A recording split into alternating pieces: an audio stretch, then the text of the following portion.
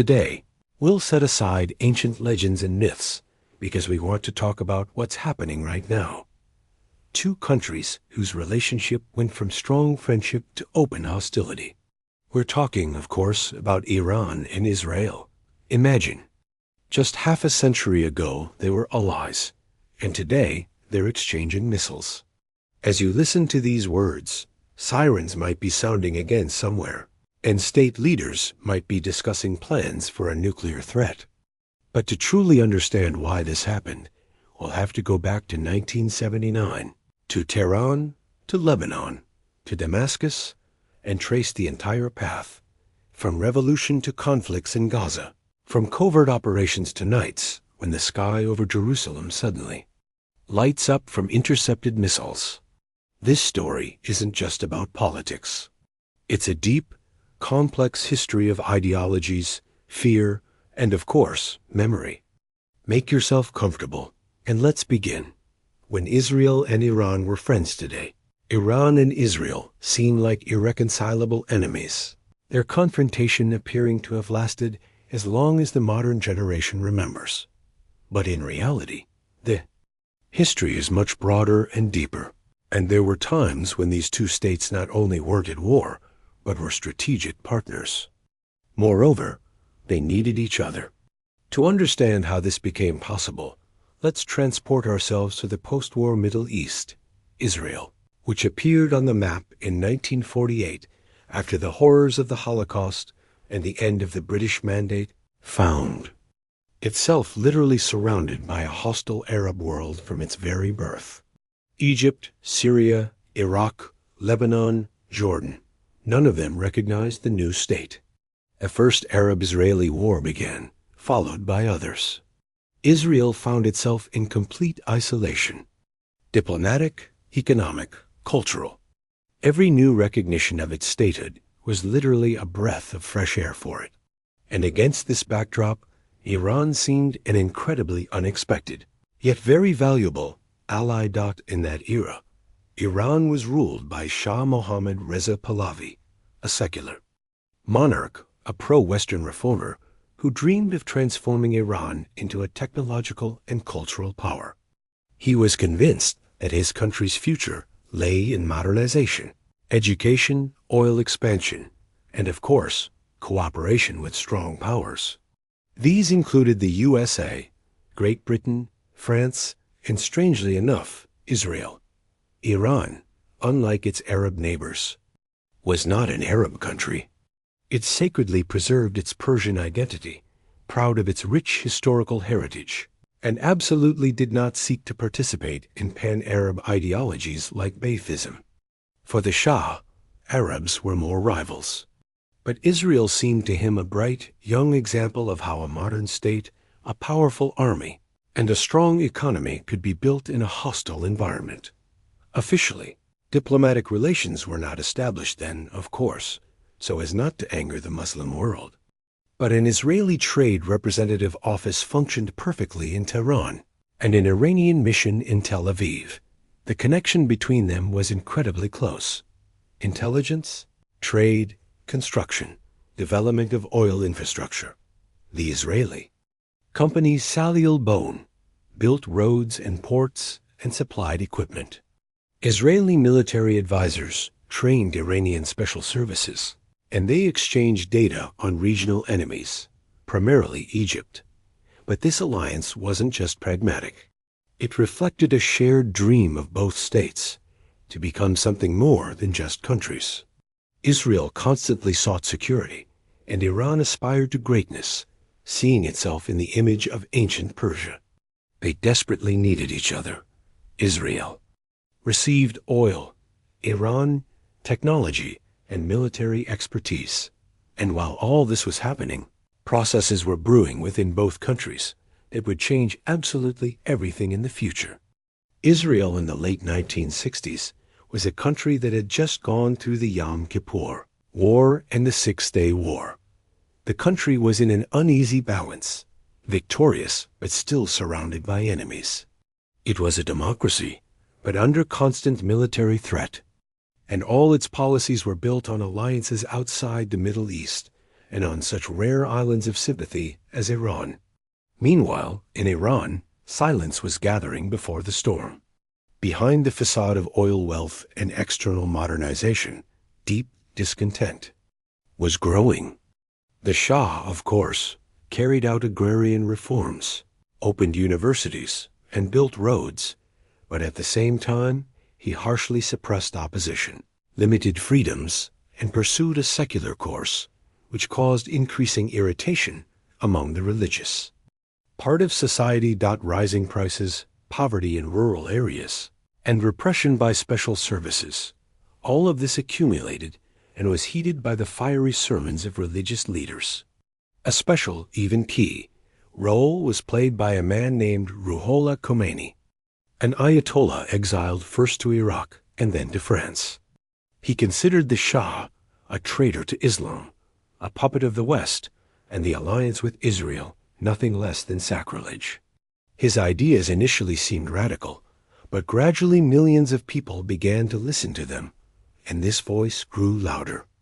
And yet, in the early 1970s, Tehran was still a place where Hebrew could be heard more often than in any other Muslim city. Israeli doctors, engineers, and teachers felt confident in Iran, and the Jewish community lived in relative peace. Planes flew, contracts were signed, and important meetings were held. This fragile peace rested on a delicate balance, on the Shah's personal power, and on a silent agreement not to speak aloud about the fact that many in Iran completely disliked the alliance with Tel Aviv. And then, in 1979, all of it collapsed literally overnight. One revolution erased decades. 1979, the Islamic Revolution and the turning point. Great turning points in history don't begin with explosions. They begin with a tense silence, with the accumulation of discontent, with weariness, with a barely audible whisper that gradually, but inexorably turns into a deafening cry. In Iran of the 1970s, this cry grew louder and louder. And then came the year that changed absolutely everything, 1979. Back then, Shah's Iran was the embodiment of contradictions. On one hand, it literally shone. Modernization, wide avenues of Tehran, neon signs, universities, oil wealth, Western technology, secular reforms, parades, and receptions.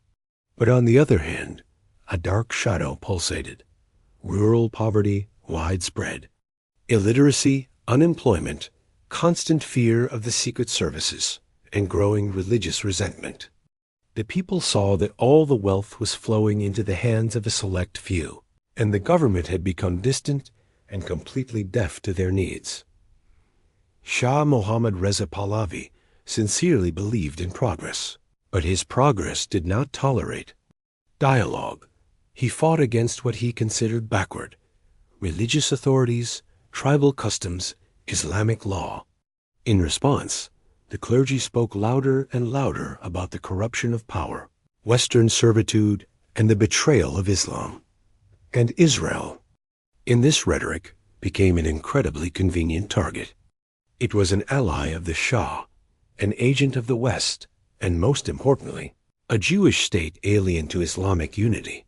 This ideological rift soon turned into a real chasm, when a man who would change not only Iran, but the entire region within a few years, came to the forefront. His name was Ruhollah Mousavi Khomeini, a scholar of theology, author of Islamic works, but above all, a charismatic leader. His voice, transmitted on cassettes from exile, resonated in bazaars, mosques, and secret meetings. He said that the Shah was not a king but a tyrant, that true power belonged to the people and to God, and Israel was not a state, but a Zionist cancer that needed to be removed from the body of the Islamic world. When protests erupted across the country, neither the police nor the army, nor even American advisors could stop this fire. On January 16, 1979, the Shah left the country. He flew away forever. Just 3 weeks later, Khomeini returned to Tehran, and millions of people came out to meet him. Iran ceased to be a monarchical state under the Shah. It became an Islamic republic, a state where the supreme leader is not elected by the people, but receives a mandate from God. The new constitution completely subjugated power to the clergy. The West was declared a moral enemy. Secular ideas, poison, and international politics, an arena of sacred struggle. The first target, as a symbol of past intervention, was America. In November 1979, Iranian students seized the U.S. Embassy in Tehran. Imagine, 52 diplomats were taken hostage for 444 days. The whole world was shocked, but within Iran, this event became an act of national pride. To humiliate the great Satan, America was a matter of honor. And immediately, Israel became the second target. The new Iranian government immediately severed all ties. The Israeli bureau in Tehran was closed, and its building was handed over to representatives of the Palestine Liberation Organization. This was not just a political, but a deeply symbolic act. The Jewish state, which had recently trained Iranian engineers, was now considered a usurper of Islamic land. Khomeini began to refer to Israel as nothing less than the little Satan. Everything that had previously connected Tehran and Tel Aviv was erased overnight. The Israeli embassy turned into the house of the enemy, and any cooperation into treason. Iranian textbooks were immediately rewritten. State media spoke of Zionism as a disease. Every Friday prayer in mosques now concluded with the words, "Death to Israel." But this was not just ideology. It was the construction of a new world.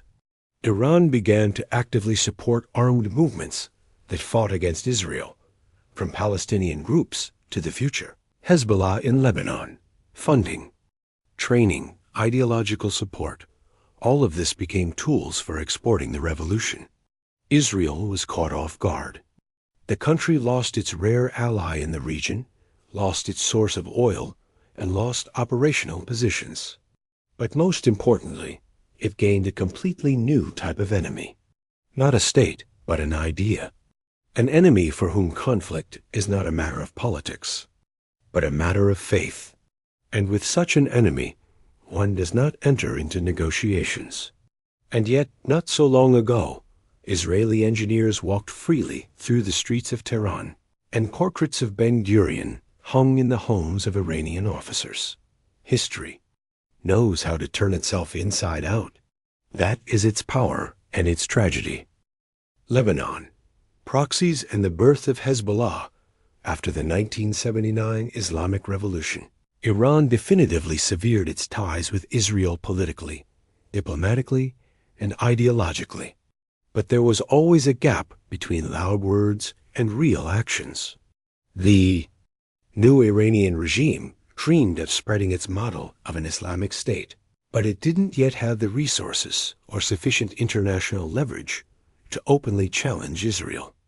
So it chose a path that would later become its signature tactic, fighting by proxy. And that story, of course, began in Lebanon. Lebanon in the late 1970s was a country like a torn canvas, a former French colony, once known as the Switzerland. Of the East, it had drowned in civil war.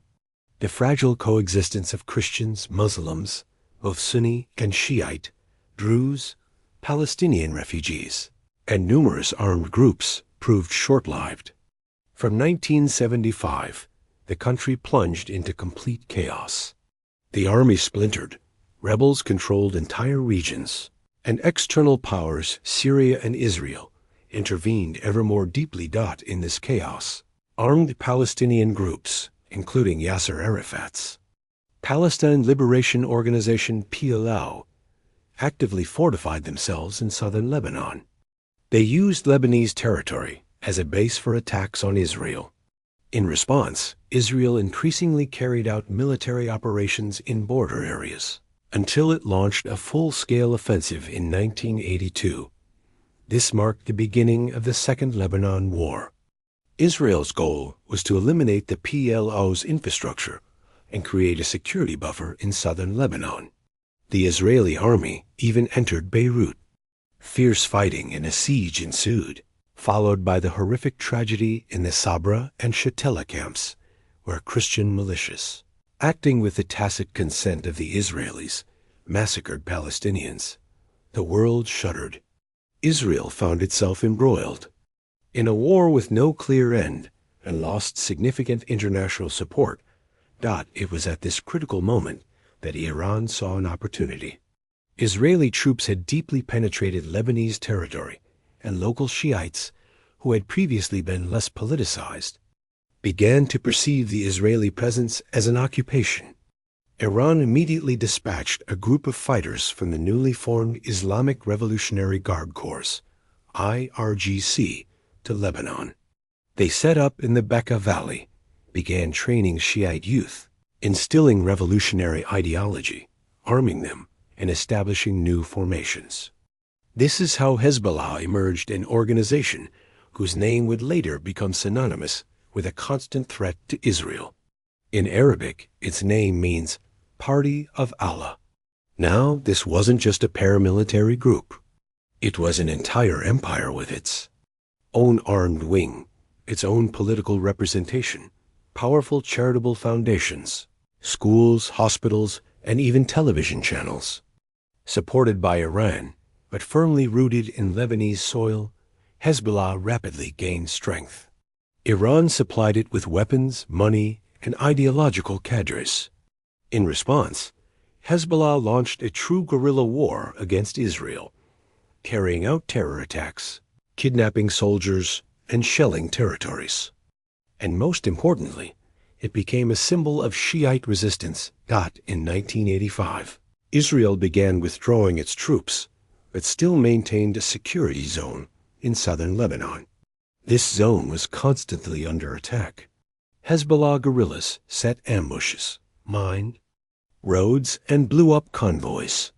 In response, Israel conducted retaliatory operations that, unfortunately, often resulted in civilian casualties.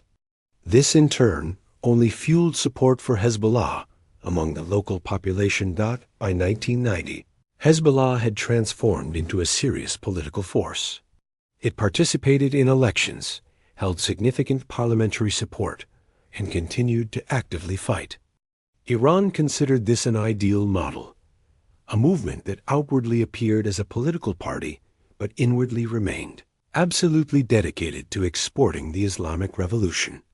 With each passing year, the ties between Hezbollah and Iran only grew stronger.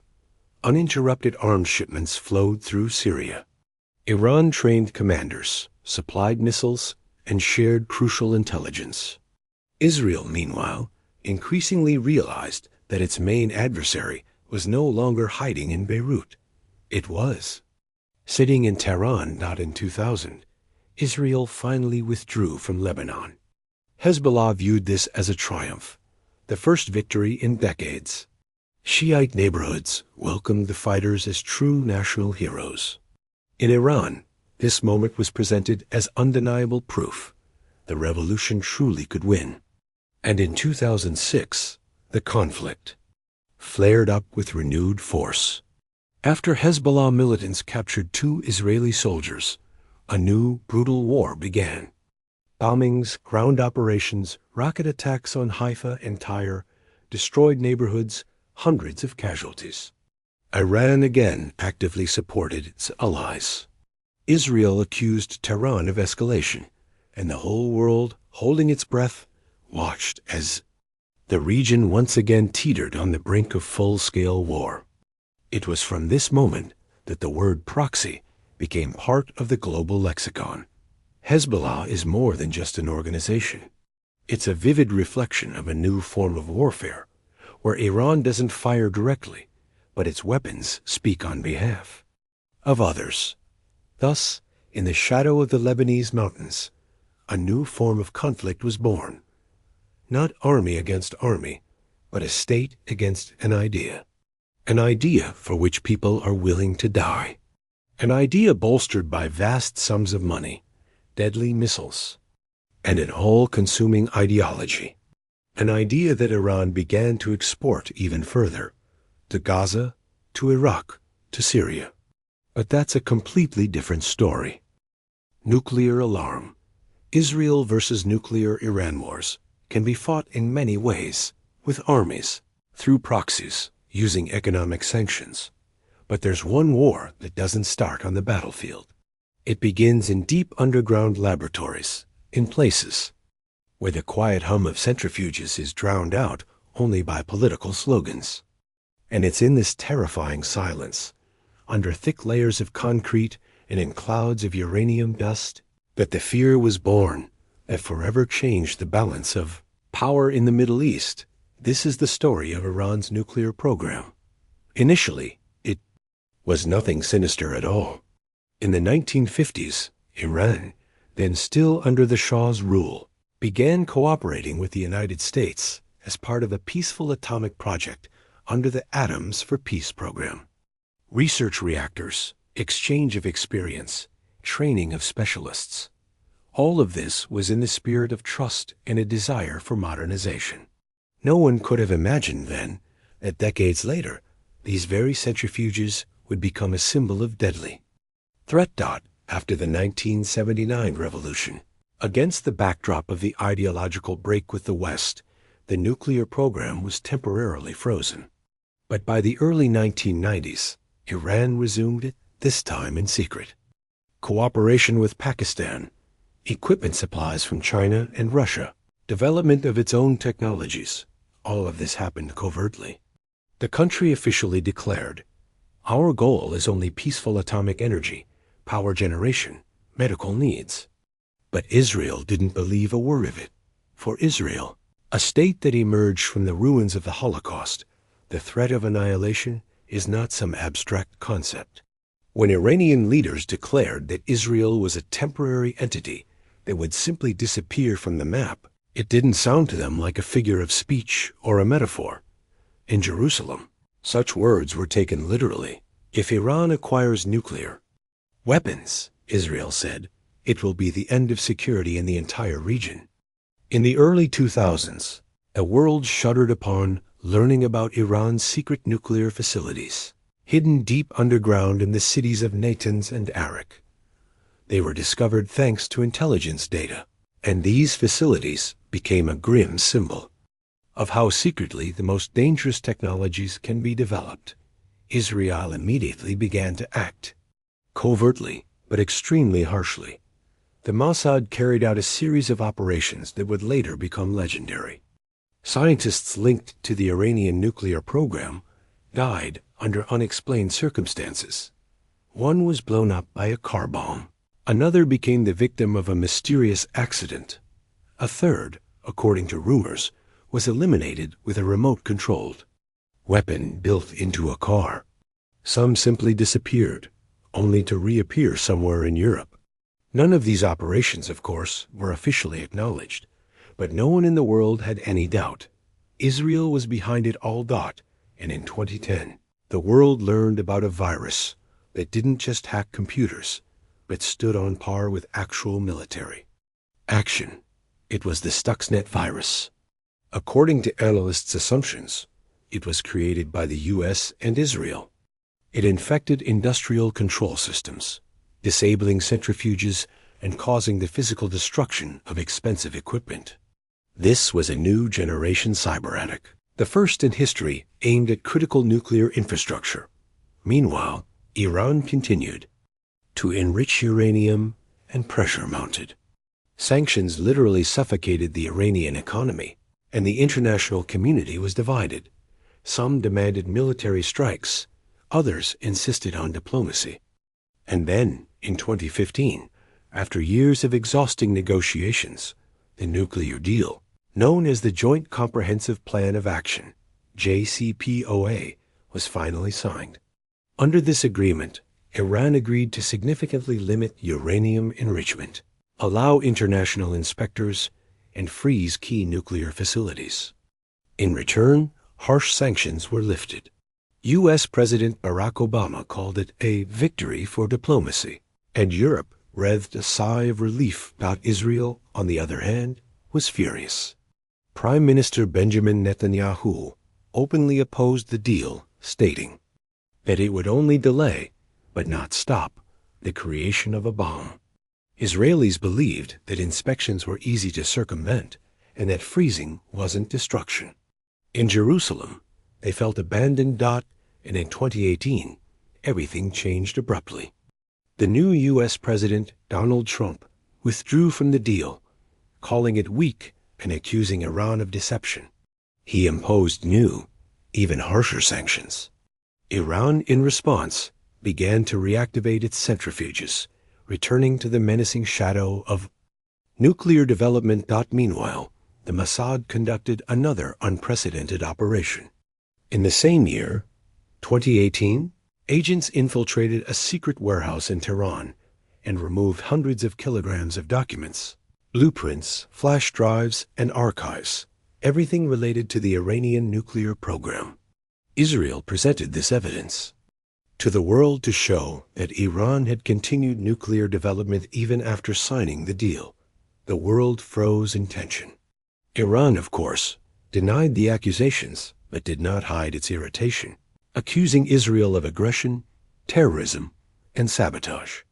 And Israel increasingly declared, "We will never allow an Iranian bomb to emerge, even at the cost of a preemptive strike." Thus, a new global-scale threat emerged in the conflict between the two countries. If before it was about guerrillas in Lebanon or drones in Syria, now it was about nuclear weapons, about a bomb that could change everything. Israel was convinced if Iran got it, they would lose the ability to exist. Iran, on the other hand, believed if they didn't have the bomb, they would simply be crushed. And between them, a deep silence. No direct negotiations, no embassies. Only intelligence, cyber attacks, and covert assassinations. Only all-consuming. Fear and mutual distrust. This was the moment when the conflict ceased to be merely regional. It became a matter of global survival.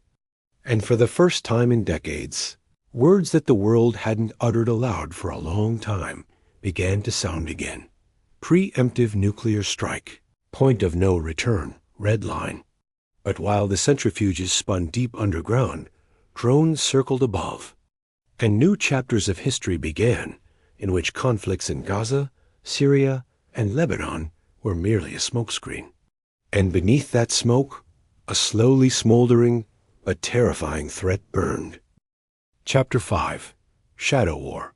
Syria, assassinations, and cyber attacks. Sometimes wars are not declared. They don't begin the morning after an ultimatum.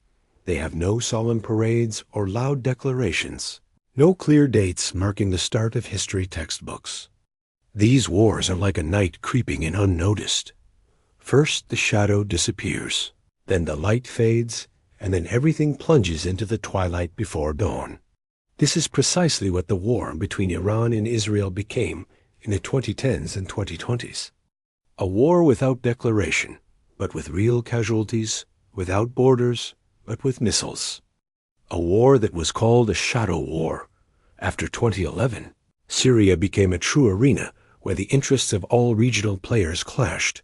Russia, the USA, Turkey, Kurds, jihadists, Shiites, Sunnis, and of course, Iran. Iran came to the aid of its long-time ally Bashar al-Assad, who was under threat of overthrow. Iran spared no money, no weapons, and no instructors. A so-called Shiite supply chain stretched through Iraq and Syria into Lebanon, a real nightmare for Israel. For the first time, Iran was approaching its borders not just in words, but physically establishing bases, warehouses, and missiles just a few dozen kilometers from Israeli territory. This was too close, too dangerous. In response, Israel began an operation that it long kept quiet about, calling it the war between wars. The goal was simple: to strike Iranian targets before they turned into a real threat. And Israeli planes began to fly. Since 2013, and to this day, Israel has carried out hundreds of strikes on Syrian territory. The targets were weapon depots, missile convoys, headquarters of Iranian instructors, Hezbollah buildings, and sometimes even bases where IRGC representatives were located. Israel almost never officially admitted these strikes, but the whole world knew who was behind them. The precision, tactics, timing, everything spoke for itself. Iran remained silent, sometimes threatening, but also admitting nothing. It was a game of silence with the echo of explosions dot parallel to the airstrikes. Israel waged another war, precise, surgical, personal. In 2020, the world was shaken by the news. Qasem Soleimani, the legendary general, commander of the Quds Force, the IRGC's external arm and the chief architect of Iran's policy in the Middle East, was killed. He was not just a commander, but a true symbol, an ideologist, a strategist, a diplomat, and a military man all in one, respected even by his enemies. Soleimani died from an American drone strike in Baghdad, but according to Iranian admissions, information about his route and movements could have been provided by Mossad. If so, it means Israel was once again in the shadows. Just 1 year passed, and another death. Mohsen Fakhrizadeh, the chief Iranian nuclear scientist, who was called the father of Iran's nuclear program. He died in November 2020 near Tehran. According to Iran, his car was fired upon by a remote-controlled weapon installed in a satellite-controlled car. Not a single living agent at the scene, like an operation from a novel. Israel remained silent again, but in Tehran's eyes, the culprit was obvious. These assassinations are not accidental. They are part of a strategy where strikes against key figures change the course of a conflict as much as missiles do. It is a preemptive war, without fronts, but with targets. And in parallel, cyber warfare is being waged. Stuxnet, which we discussed earlier, was just the beginning. This was followed by attacks on power grids, disruptions in ports, explosions at oil facilities, sabotage in Natanz, and in Tehran, even failures in hospital systems. No one officially admitted the attacks, but it was clearly felt. The enemy is near. He knows the codes. He sees the cameras. He acts silently, but with purpose.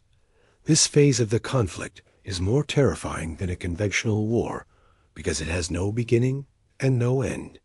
In it, it's impossible to say who started it, and no one knows when it will turn hot. It operates at the edge of consciousness, on the thin line between peace and catastrophe. And each strike is like a test of patience. No answer yet. Another corpse, but still no declaration of war. Israel calls it self-defense. Iran calls it terror. But in fact, it is war. Without uniforms, without maps, without flags, but with bodies, with ruins, with children who see not stars in the sky, but drones. And all this is just a prologue, because the real escalation is still ahead, in Gaza, in Lebanon, in the Persian Gulf, where every flick of a finger can become the beginning of a full-scale catastrophe. On October 7th, on the Jewish holiday of Simchat Torah, the world woke up to news that seemed simply unthinkable just yesterday. Dozens of armed Hamas militant groups breached the Israeli border fences. They attacked kibbutzim, military bases, residential homes. People were killed directly in the streets, abducted, taken hostage. Israel had never faced such an attack in its entire history. This was the very moment when the lines between confrontation and real war disappeared. Israel's response was swift and devastating. The largest military operation since 1948 began in the Gaza Strip. Airstrikes, a complete blockade, ground operations.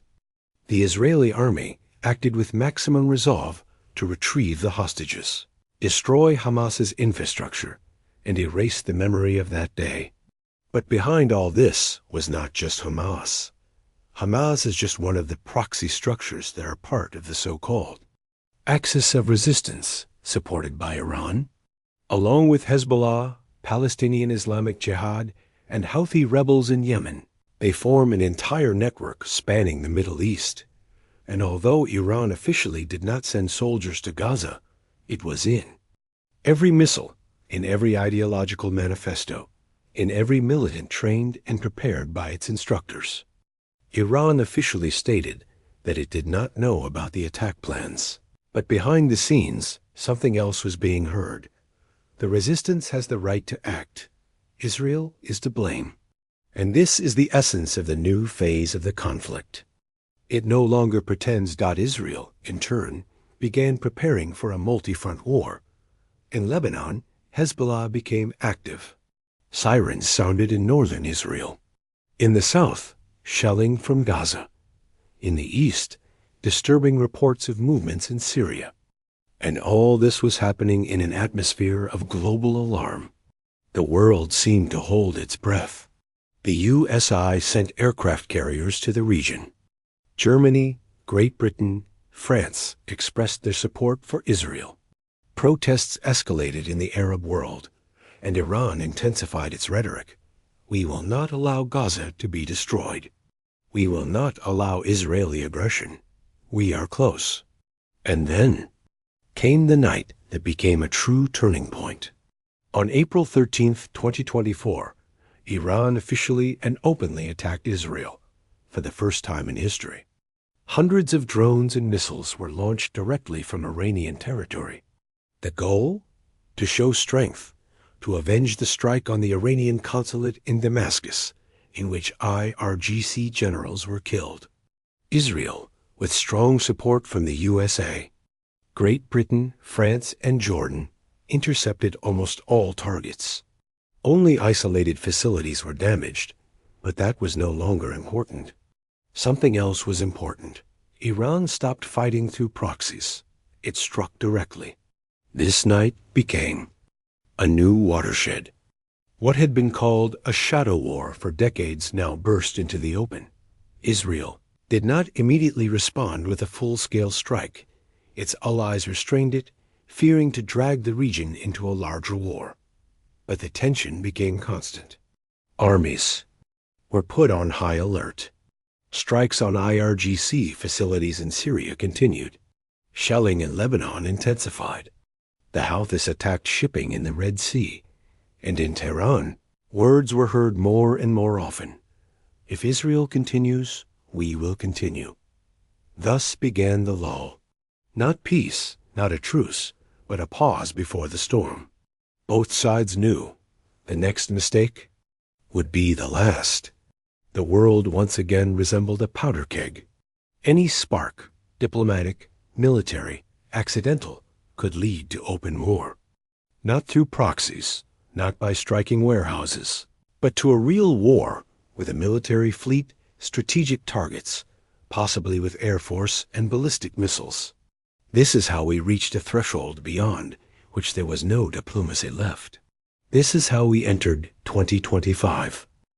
Chapter 7. An Army Without Flags. Who fights in this war? Modern wars are not always fought between states. More and more often, adversaries do not declare war on each other, do not cross borders with columns of tanks, and do not sign peace treaties. They act through proxies, hide behind political slogans, use drones instead of soldiers, and proxy groups instead of a regular army. The conflict between Israel and Iran has become precisely such a war. It is a war in which some countries categorically deny their involvement, while others prefer to remain silent, even though, in reality, everything has long been internal. To understand how this conflict unfolds, it is crucial to understand exactly who is actually fighting. The Islamic Revolutionary Guard Corps, IRGC, an army, a corporation, an ideology. The Islamic Revolutionary Guard Corps, or IRGC, is far from just an army. It is a parallel structure within Iran itself, which reports directly not to the government, but to the supreme leader, the Ayatollah. Created in 1979, Immediately after the Islamic Revolution, the IRGC was intended not so much to defend the country's borders as to protect the revolution itself, its ideas, and its ideology.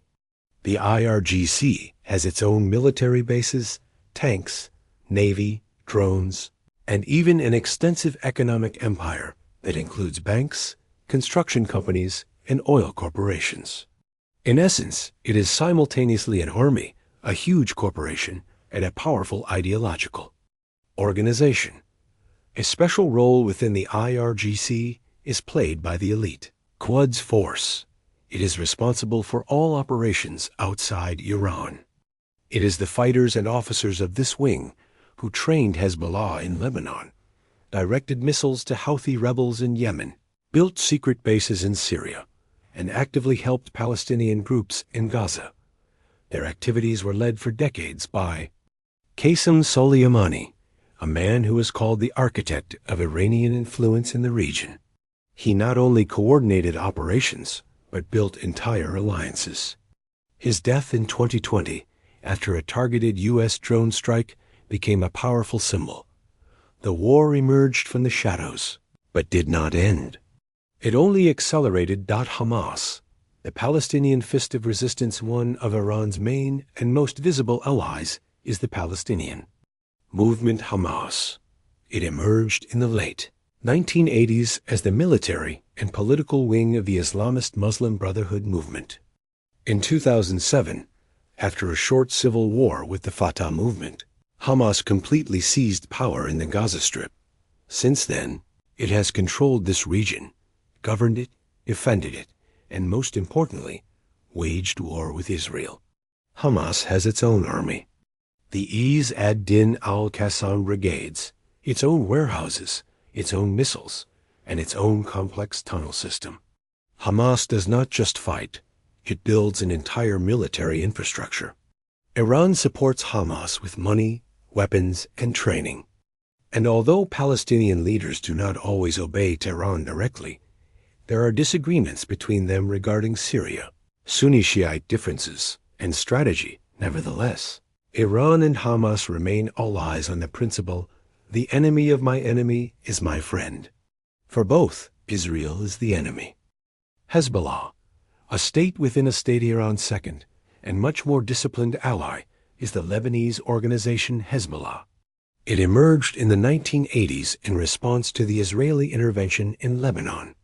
But since then, Hezbollah has grown into one of the most powerful non-state armies in the world.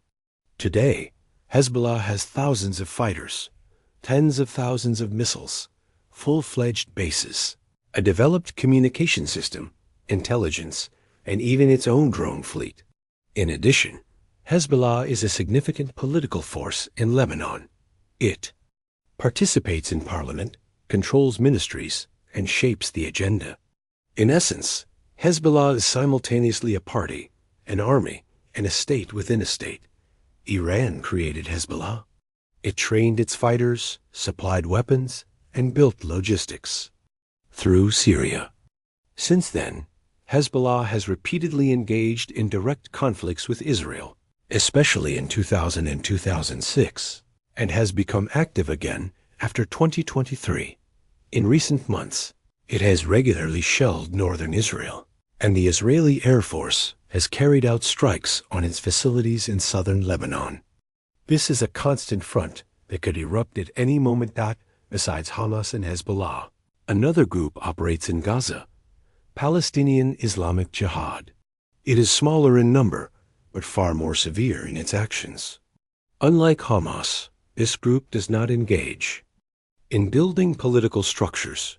It is not interested in elections, managing territories, or diplomacy. Its sole goal is war. And these are not just empty words.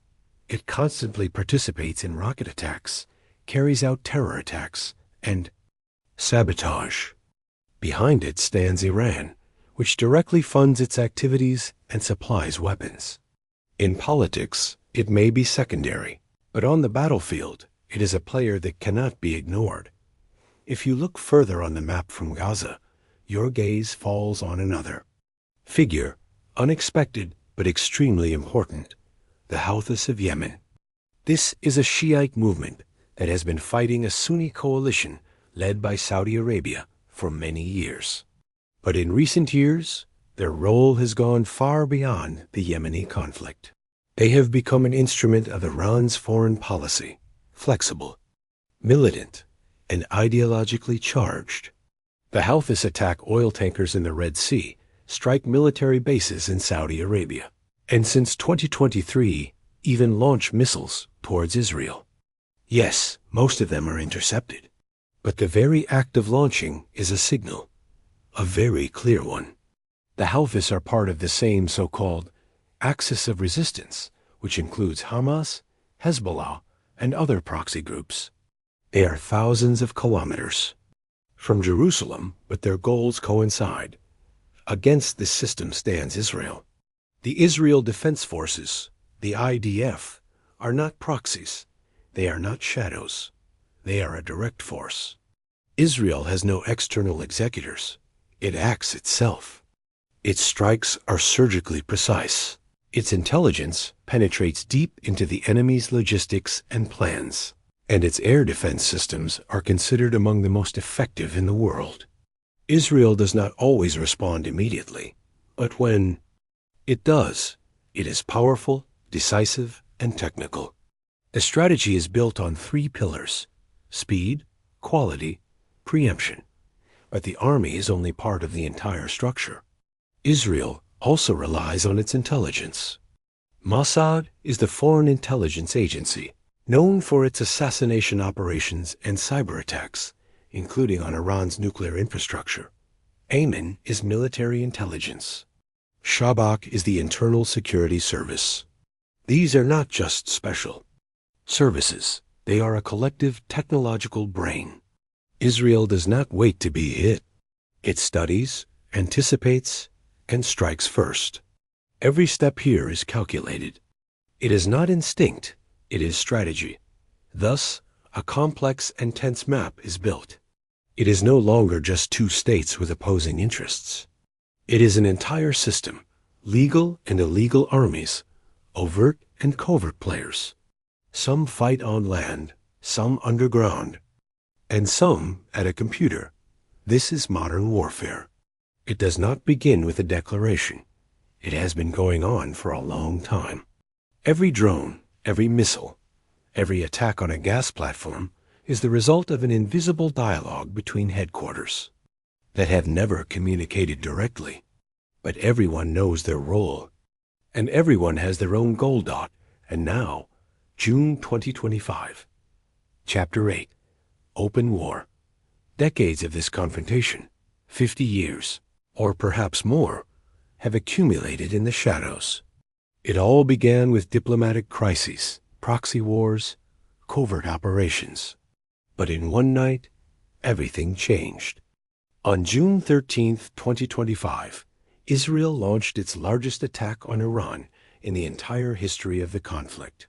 Key targets were hit: nuclear centers, missile depots, IRGC headquarters.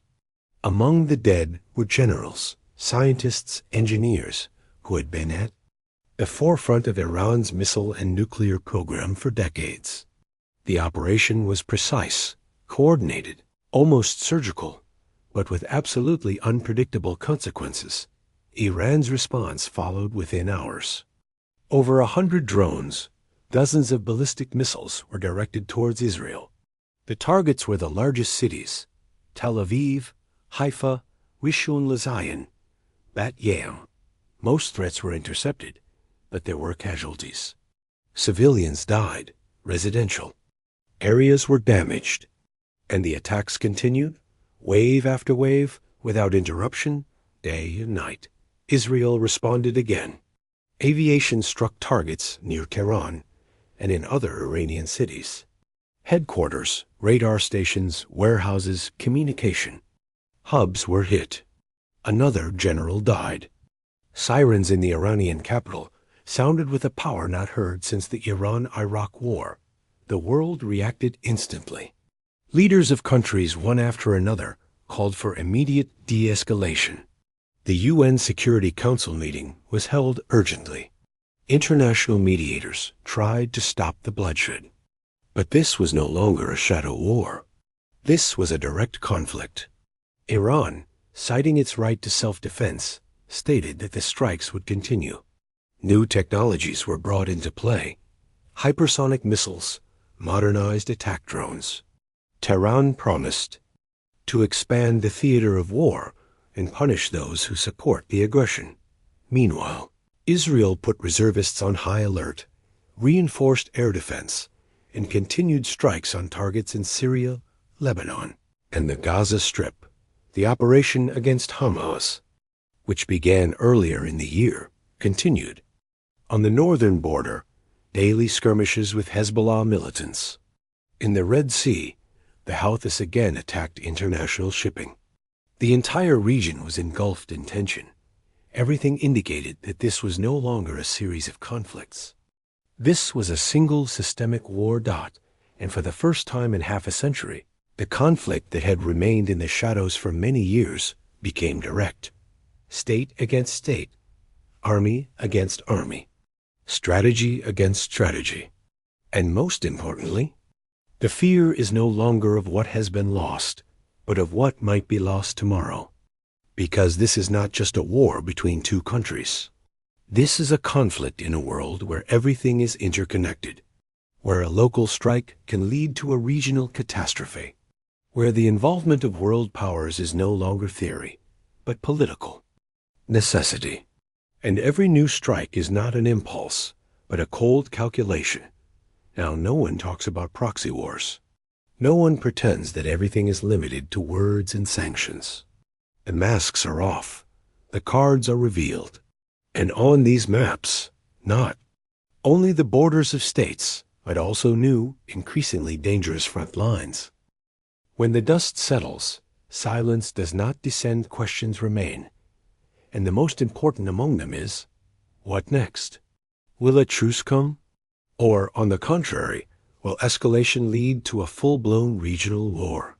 Or perhaps everything will once again recede into the shadows, as it has before. These questions are being seriously asked by military officials, analysts, and diplomats.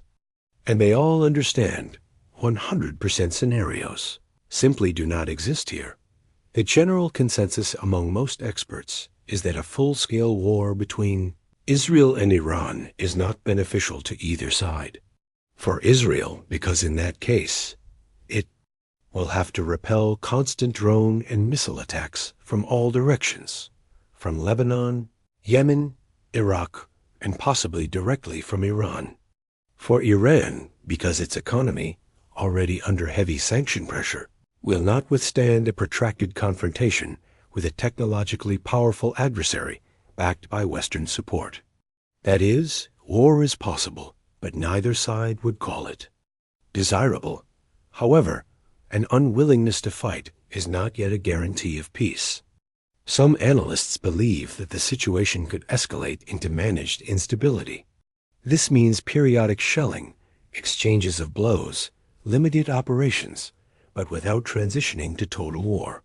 This format has already been tested in Syria, Lebanon, and Gaza. It is dangerous, but predictable. However, there is another point of view. In such a tense atmosphere, one mistake, one volley off target, one target mistaken for another, and the front could completely open up. If major powers or regional players, Saudi Arabia, Turkey, the USA, Russia, China become involved in the conflict, the situation could extend far beyond a Middle Eastern dispute. Then this region would turn into an arena where not just interests, but eras would collide. Along with oil and gas, confrontations, ideologies, and power would flow through it. But why is everything so fragile? It's not technology, orders, or economics that are hindering. It's ideology. Iran still refuses to recognize Israel's legitimacy, considering it a symbol of occupation and an evil that must be eliminated. Israel, on the other hand, perceives Iran not just as an adversary, but as an existential threat, and not only because of its nuclear program. There is no trust at all here. In Tel Aviv, they don't believe a single statement from Tehran. And in Tehran, they don't recognize Israel's very right to exist. Such a conflict cannot be resolved through negotiations. Too much has accumulated over decades. Political scientists agree, without a change of regimes, at least a generational one, this mutual distrust will not disappear. The Israeli generation has grown up with a constant sense of threat from the East. And Iranian youth, without even seeing Israel, hear about it daily in sermons and slogans. These views are shaped not by personal experience, but by fear and memory. And paradoxically, it is precisely such wars that sometimes end not with someone's victory, but with general exhaustion. The Cold War between the USA and the USSR did not end with an explosion. It ended with exhaustion in politics, in economics, in the media field. And something similar is being observed today. In Iran, protests, internal pressure, and tension are growing. In Israel, a worrisome fatigue, growing irritation from the constant anticipation of the next attack, from dependence on force as the only means of deterrence. There is another possible turn, the gradual rapprochement of Israel with the Arab world. If this process continues, Iran may find itself isolated, and therefore will be forced to reconsider its foreign policy. But that is still far off. Much here depends on how global players behave. The USA, China, Russia. They all speak of stability, but each sees it in its own way. Is there a chance for peace? Yes, but it will not be a loud signing of a document, not a handshake under camera flashes. It will be a slow, painful, strategically difficult path. Not a direct conversation, but a gradual change of players. The erosion of ideology, the blurring of slogans, the growth of pragmatism. And until that happens, the war does not leave. It can manifest itself in the form of targeted attacks, information leaks, deterrent maneuvers, or complete silence. But it remains.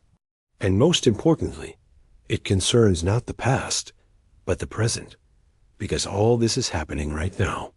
And in such moments, it is especially important to look at what is happening not through the prism of morality, not through the search for culprits, but through an attempt to understand the essence. And so we come to the end of our discussion about a conflict that remained in the shadows for decades and now openly determines the fate of an entire region.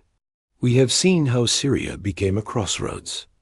Of interests, how Iran, by supporting its allies, gradually approached Israel's borders, and how Israel responded with its war between wars. We talked about targeted strikes and cyber attacks, about the assassinations of key figures that changed the course of the game, and about how October 7th, 2023 became the line after which the hidden confrontation turned into an open one. That we have analyzed who is who in this complex chess game, from the Islamic Revolutionary Guard Corps with its comprehensive influence to actors such as Hamas, Hezbollah, and the Houthis, each playing their role in the axis of resistance. And of course, we touched upon Israel's position, its powerful army and intelligence community, acting directly and preemptively. The year 2025 brought not just escalation, but a fundamentally new stage, a direct exchange of blows between Iran and Israel.